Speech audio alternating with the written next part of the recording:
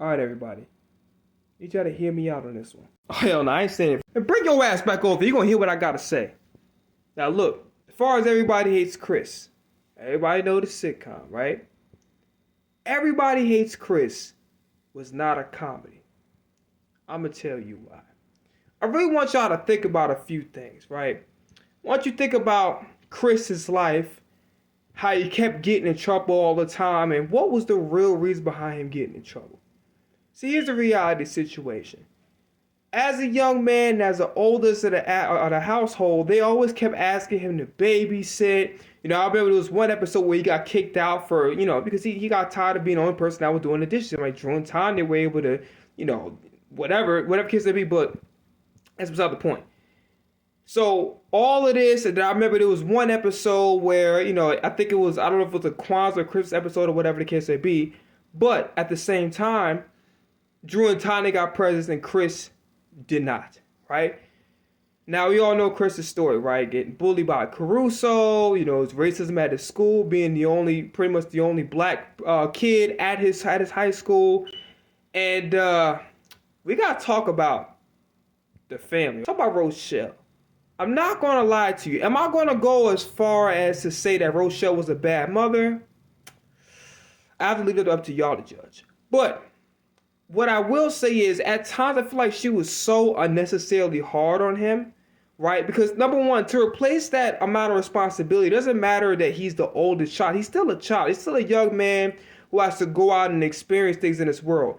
And long story short, I think that a lot of the reason why he kept getting into trouble, because he was trying to, be a child and sort of grasp the childhood that he was never able to have. Because he always had, all the responsibilities was really put on him, right? And truth to be told, I'm being honest with you. Let's just say this was a real life scenario. In a real life scenario, if Rochelle was the only parent in that household, Chris would have been a fucking crash out. I think what kept him level-headed the whole time was really Julius. Julius was always a man of reason. He was always be the guy that's like, there's 50 cents worth of newspaper, whatever the case may be. He was always the guy that, he was level-headed. And then really, majority of the talking and the advice, and when I would even take it a step further. You remember the episode where Chris wanted a leather jacket, right? Okay, stay with me. Maybe he wanted a leather jacket. Guess who helped him get the leather jacket? Now, granted, the season changed, so he pretty much passed out. But you know that his father, Julius, was the one that looked after him, right? Also, let's point to another episode where he broke Drew's arm. Imagine if Rochelle would have knew that rather than Julius. See, Julius understood that, hey, Chris was just tired of, of his brother seemingly appearing better than him. So the conversation, rather than getting his ass beat, the conversation between them actually, it didn't end up well because Chris ended up getting his fucking arm broken back. But at the same time, there was now an understanding in the relationship that could have been broken between him and his brother was reconciled just based off of the fact that they went and had that conversation. Now, putting everything full circle.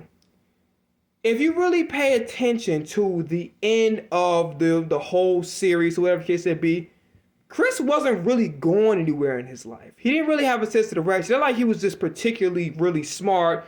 It wasn't like he had a particular talent. He wasn't athletic. He didn't have a particular talent that could take him to the next step in his life past high school.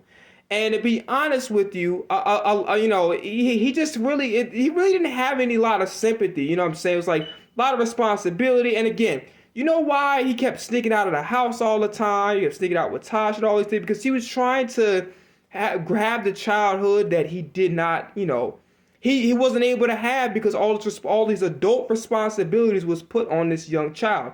And his mother, rather than, never really had a conversation with him. Her always mode of answer whenever Chris did something wrong was to beat his ass, right? And generally that's not it's too many sides to parenting that to just literally just do that to the young man. And also think about like this man was bullied. He was a victim of racism to a certain extent.